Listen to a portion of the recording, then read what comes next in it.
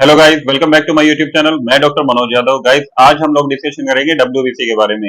WBC या TLC होती क्या है, टीएलसी के बढ़ने के क्या क्या कारण हैं, बार बार हमारी बॉडी में टीएलसी की वैल्यू क्यों बढ़ जाती है या टीएलसी की रेंज क्यों बढ़ जाती है, टीएलसी की नॉर्मल रेंज क्या होती है, टीएलसी होती क्या है, टीएलसी को रोकने के क्या क्या उपाय हैं, या फिर टीएलसी को बढ़ने ना देने के कारण या फिर नॉर्मल रेंज में लाने के लिए कौन कौन सी हम मेडिकेशन या मेडिसिन यूज कर सकते हैं।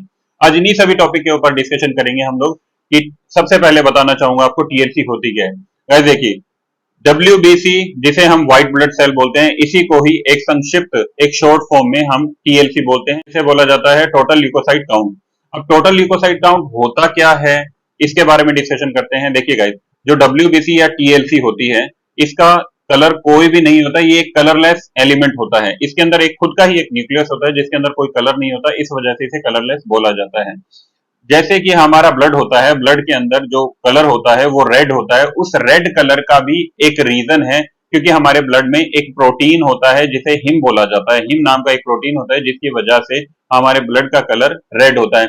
ऐसे ही जो न्यूक्लियस होता है हमारी डब्ल्यूबीसी के अंदर, वो न्यूक्लियस कलरलेस होता है, इसलिए इसके अंदर कोई भी कलर डाला नहीं जाता या फिर इसके अंदर कोई कलर होता नहीं है। दूसरी बात, जो टीएलसी होती है ये हमारी बॉडी में बढ़ने का क्या कारण है या ये बढ़ क्यों जाती है। देखिएगा, बताना चाहूंगा आपको टीएलसी होती क्या है। जब भी हमारी बॉडी में कोई इंफेक्शन आने लगता है या फिर कोई बीमारी आने लगती है, तो ऑटोमेटिकली टीएलसी का जो काउंट होता है, जो रेंज होती है, जो नंबर होता है, वो ऑटोमेटिकली इंक्रीज हो जाता है, बढ़ जाता है। वो इसलिए बढ़ता है क्योंकि टीएलसी का काम हमारी बॉडी के अंदर रोगों को रोकने का काम होता है। रोगों से लड़ने की क्षमता ये हमारी बॉडी को देता है, हमारा इम्यून सिस्टम को इंक्रीज करता है, हमारे इम्यून सिस्टम की पावर को इंक्रीज करता है। अब टीएलसी बार बार क्यों बढ़ जाती है, टीएलसी बढ़ने का कारण ही ये है कि अगर आपकी बॉडी में कोई भी बैक्टीरियल इन्फेक्शन आ गया है या फिर कोई भी बीमारी आने की कोशिश कर रही है, तो जैसे ही हमारी बॉडी को ये पता चलता है कि कोई बीमारी हमारी बॉडी के अंदर आ रही है, ब्लड के अंदर टीएलसी का लेवल बढ़ जाता है। बताना चाहूंगा आपको कि टीएलसी जो होती है वो हमेशा तभी बढ़ती है जब भी आपकी बॉडी किसी भी कारणवश बीमार हो जाती है, जब भी आपकी बॉडी के अंदर कोई इंफेक्शन आ जाता है, कोई चोट लग जाती है, कोई भी प्रॉब्लम आने लग जाती है, तो टीएलसी का लेवल बढ़ने लग जाता है। दूसरा, जो एक नॉर्मल रेंज होती है टीएलसी की, वो आपकी बॉडी में होती है 4000 से लेकर 11000 के बीच में। अब 4000 से 11000 के बीच में अगर आपकी बॉडी का टीएलसी लेवल है तो आप नॉर्मल हैं। लेकिन अगर 11000 से ऊपर आपकी लेवल चला जाता है टीएलसी का या डब्ल्यूबीसी का, तो उसके अंदर क्या होता है, आपको काफी सारी कंडीशन, काफी सारे सिम्टम्स आने लग जाते हैं। जैसे आपको फीवर होने लग जाएगा, आपको हो सकता है कि आपको खांसी भी आने लग जाए, आपको आपकी जो बॉडी है वो टूटने लग जाएगी, आपकी बॉडी के अंदर पेन रहने लग जाएगा, ये वाली कंडीशन आ सकती है। लेकिन जो टीएलसी का लेवल है वो भी कई तत्वों पर, कई चीजों पर निर्भर करता है, डिपेंड करता है, जो कि मैं आपको अब बताऊंगा। जैसे कि अगर मान लीजिए कोई नवजात शिशु है, कोई न्यूबॉर्न बेबी है, उसकी अगर हम टीएलसी देखते हैं, कोई सीबीसी रिपोर्ट करवाते हैं, तो हो सकता है उसकी सीबीसी रिपोर्ट के अंदर उसकी टीएलसी 20,000 के आसपास मिल जाए। तो इसमें घबराने की कोई बात नहीं है। हो सकता है कि कोई प्रेग्नेंट लेडी हो, उस प्रेग्नेंट लेडी की टीएलसी 16,000 के आसपास मिल सकती है, तो इसमें भी घबराने की कोई दिक्कत नहीं है। इसमें ऐसा कुछ भी नहीं है कि अगर इतनी टीएलसी हमारी बढ़ गई है तो बच्चे को प्रॉब्लम हो सकती है या प्रेग्नेंट लेडी को कोई प्रॉब्लम हो सकती है। अब देखिए, कई मेरे पास ऐसे फोन कॉल्स आते हैं, कई मेरे पास ऐसे मैसेजेस आते हैं कि सर, मेरी मदर की जो टीएलसी है वो 21,000 हो चुकी है, मेरे ब्रदर की टीएलसी है वो 22,000 हो चुकी है, 25,000 हो चुकी है, 15,000 हो चुकी है, 16,000 हो चुकी है। तो सबसे पहले मैं आप लोगों को ये चीज बताना चाहूंगा, ये चीज दिमाग से निकाल दीजिए आप, कि अगर आपकी टीएलसी 25,000 तक भी पहुंच जाती है तो आपको कोई गंभीर समस्या हो सकती है या आप ब्लड कैंसर के अंदर जा सकते हैं। ऐसा कुछ नहीं होता है गाइस। ब्लड कैंसर का लेवल भी एक बहुत ही ज्यादा हाई लेवल की टीएलसी के अकॉर्डिंग होता है। अगर आपका जो टीएलसी का लेवल है वो 50,000, 60,000, 70,000, 90,000 तक पहुंच जाता है, तो आपको ब्लड कैंसर की प्रॉब्लम हो सकती है। वो भी आपको टेस्ट के बाद में ही पता चलेगा।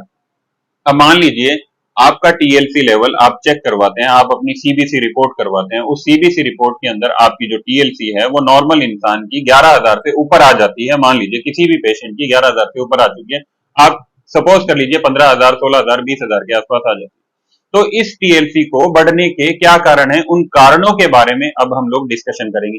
जो सबसे पहला कारण ही होता है वो ये होता है गाइज, कि अगर आपकी बॉडी के अंदर कोई भी इंफेक्शन एंटर करता है, कोई भी बीमारी एंटर करती है, तो सबसे पहले ब्लड के अंदर जो टीएलसी होती है उसका लेवल इंक्रीज हो जाता है, ताकि वो आपकी बॉडी को इन रोगों से बचा सके। ठीक है।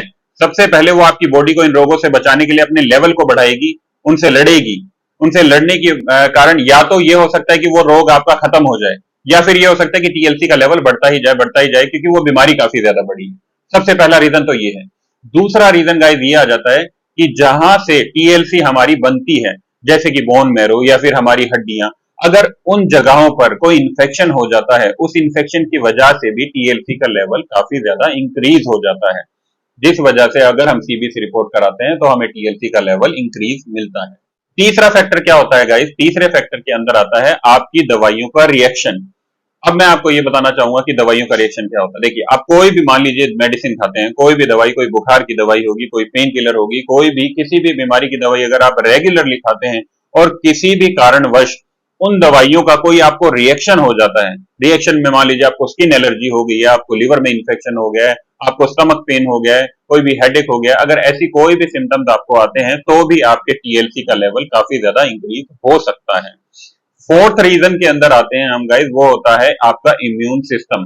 अगर आपका इम्यून सिस्टम डाउन है, अगर आपका इम्यून सिस्टम में कोई प्रॉब्लम है, आपकी हेल्थ में कोई भी प्रॉब्लम है, कोई दिक्कत आ रही है किसी भी कारणवश, तो भी आपकी जो टीएलसी का लेवल है, जो डब्ल्यूबीसी का लेवल है, वो काफी ज्यादा इंक्रीज हो सकता है। इसमें घबराने की कोई भी वजह नहीं होती है।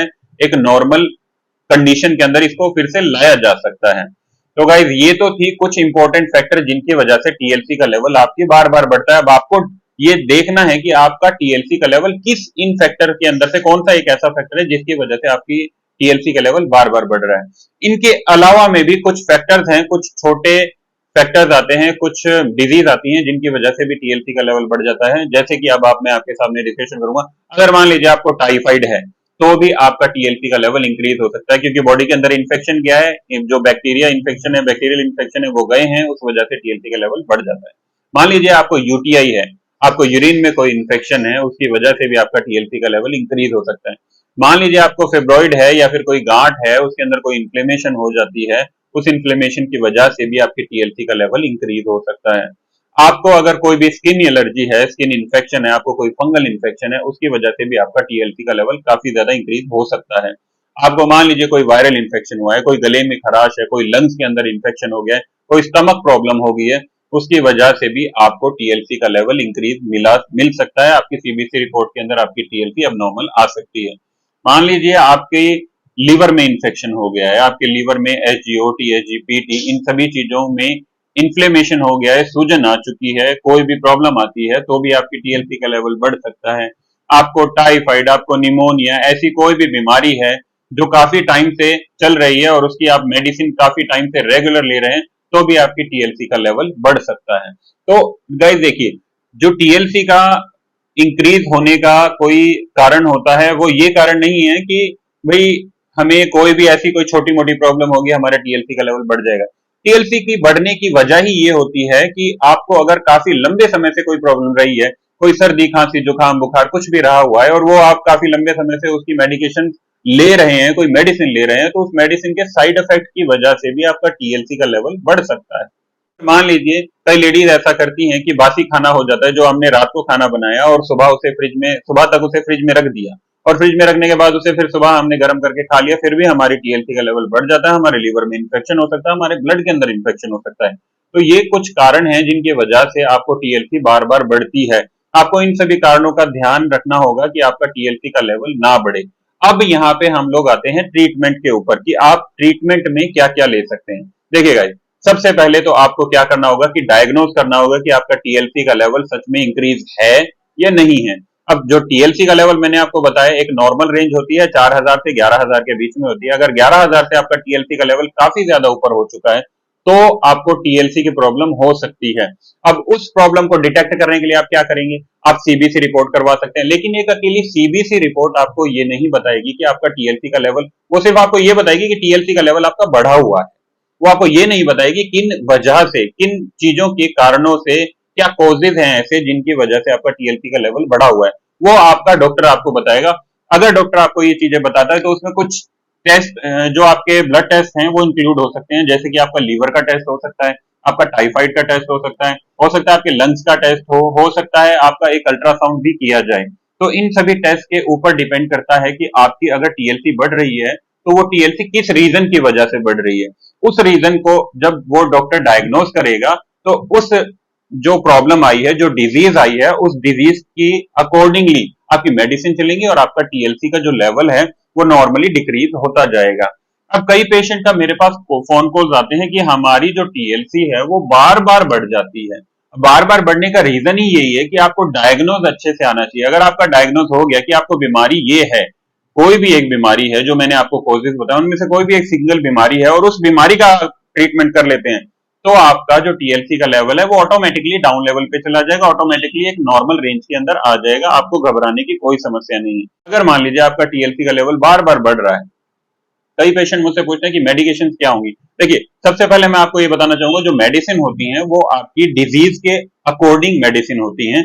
कौन सी आपको डिजीज है, किस डिजीज की वजह से आपका टीएलसी का लेवल बढ़ा है, उस डिजीज के अकॉर्डिंगली आपकी मेडिसिन होंगी और उन मेडिसिन के अकॉर्डिंग ही एक कोर्स किया जाता है। आप वो कोर्स करेंगे, आपका टीएलसी का लेवल नॉर्मल हो जाएगा, साथ में आपकी वो बीमारी, जिस बीमारी की वजह से आपका टीएलसी का लेवल बढ़ा है, वो बीमारी भी सॉल्व आउट हो जाएगी।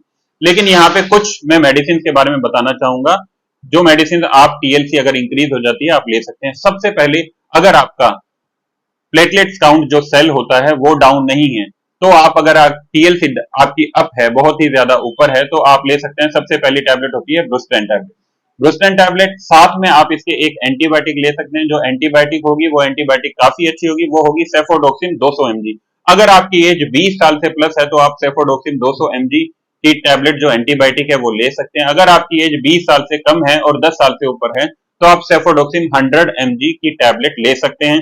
अगर आपकी एज 10 साल से कम है और 3 साल से ऊपर है तो सेफोडोक्सिन 100 सिरप के ऊपर आप रह सकते हैं। जो डोज होगी, डोज आपकी एज के अकॉर्डिंग होती है, आपकी हेल्थ के अकॉर्डिंग होती है। अगर आपकी एज 20 प्लस है तो आप ब्रूस्टेन सेफोडोक्सिन 200, साथ में कोई भी मल्टीविटामिन यूज कर सकते हैं। मल्टीविटामिन मैं इसलिए बोल रहा हूं क्योंकि टीएलसी के इंक्रीज होने की वजह से आपकी बॉडी के अंदर काफी ज्यादा वीकनेस आ जाती है। वो वीकनेस को दूर करने के लिए आप कोई भी सुटेबल मल्टीविटामिन ले सकते हैं। जैसे कि मार्केट में काफी ज्यादा मल्टीविटामिन आते हैं, जैसे 4G, 7G, 9G, 10G, 13G और आपका 16G। आप इनमें से कोई भी एक मल्टीविटामिन यूज कर सकते हैं।